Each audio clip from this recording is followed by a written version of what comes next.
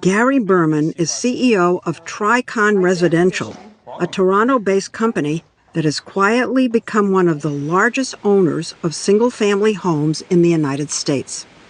So today, we own about 30,000 single-family rental homes across the U.S., largely in the Sun Belt, and we've got probably about 75,000 people living in our homes.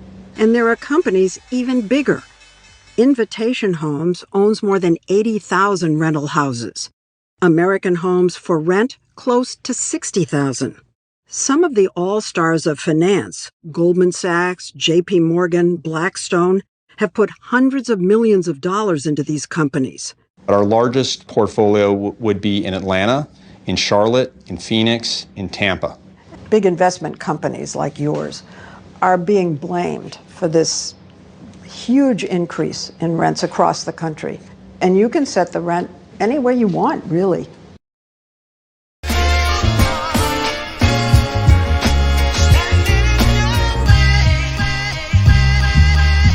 Now I will never be your hater, I'm your biggest fan. I hope it falls into place just how you planned it.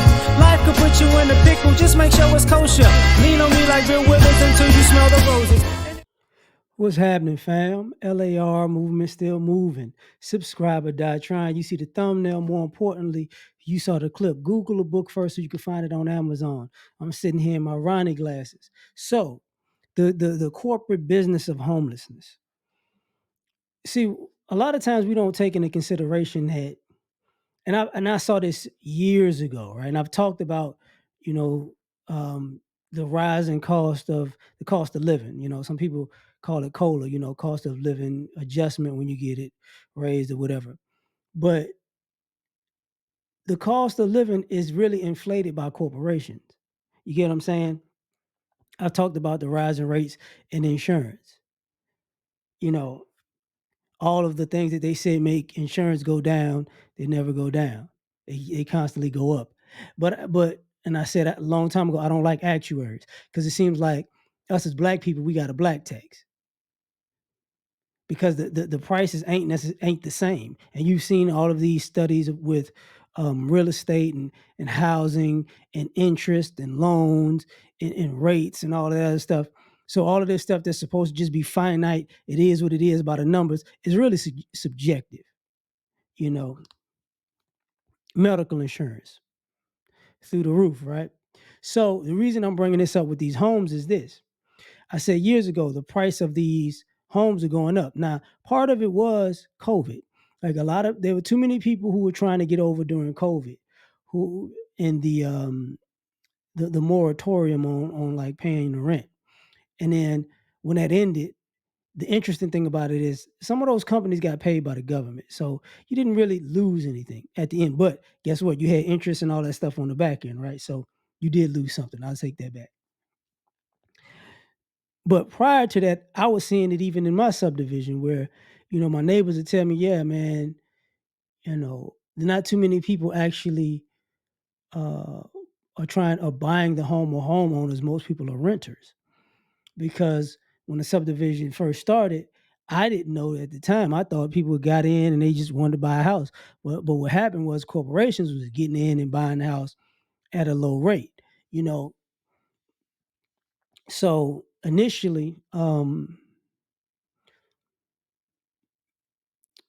let's just say the prices of the house doubled and tripled, right? So now people are like, man, they need a good deal. So now being a renter, you can rent a home for the same amount that you could rent a apartment because the apartments have just went through the roof, right? So now we got another issue. With all of these corporations doing this, they're taking home off the market. But more importantly, they're taking land off of the market because the same way we would talk about how you would have people who say the hood is a bad place, blah blah blah, and use the things that go on as negative in the hood as a reason to say the property value is low. By the way, the same things happen in the suburbs. It's just a matter of perspective. You get what I'm saying? The suburbs are drug infested. Don't get it twisted. Suburbs have crime. Don't get it twisted. It's a nicer veneer to it, right? So and it's not going to be on the news like that. And even when it's on the news, it's looked at like because they're bigger scandals. It's not somebody got shot. It's somebody was racketeering hundreds of thousands of millions of dollars, and they've been getting away with crime for years. They've been scamming and fraudulent for years, but they've been getting away with it for years because people got the complexion for the protection. And I'm not just saying white people. I'm just saying all other groups that are not white, not necessarily black, but not black, not white, and white rather. So what I'm seeing is these corporations have bought all these homes, and they got in early. So it's an investment in the sense of, say 15 years ago, you might be able to buy a house for $100,000 or $150,000. Now that house is $400,000. You're the bank. You paid it off at cost, and now everything is just profit. Years later. Now I was looking at the debt clock, the U.S. debt clock, and it has all. I was looking at the world debt and the U.S. debt, but on the debt clock it says the price of an average home in America is like 460,000, 430, 460, something around that, between 430 and 460. I saw it last night, and the price in 2003 was the median price of a home was 161,000. So, and I remember recently, like the last 5-10 years, I saw homes went up, and they were say 500,000-600,000. Now those homes are 1.5 million, 2 million in the span of like, I'll say 7 years. 7 years. So what you're seeing is all of this need to, I want my kids to grow up in a nice environment. And since the apartment complexes are packed now because people can't afford to put a down payment on the homes. So now you got, to me, the same corporation that owns the apartment complex owns 70, 60, 70% of the subdivision. So what happens when they say they want to sell? Uh-oh. You get what I'm saying? We want to sell. We want you out of here. Uh-oh. So this is the country we're living in, where you're basically monetizing homelessness.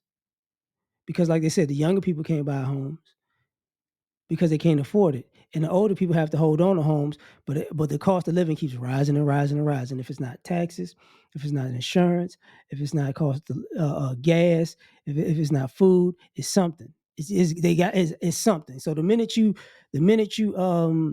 have a hiccup in life, hey, it could be over for you, right?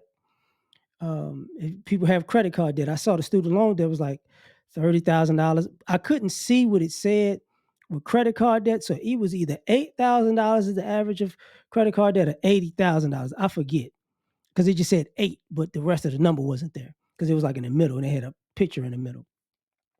But more importantly, there was another thing that it said, like the average cost, the national debt was 34 trillion. So what's the average cost for the U.S. citizen if that was either 600,000 or 900,000? And I'm like, what? I want to say 600,000. And I'm thinking to myself, oh, I see what's going on. And by the way, to be a 1%er, you would have to have like $17 million to be a 1%er. And it said the bottom 50%, the median salary is $36,000. I'm just saying. Corporations are basically, part of creating this homelessness. But tell me what you think. Like, share, subscribe, or die trying. Catch y'all on the next one. Peace. You ever been at the top of the universe? I'm gonna tell you that.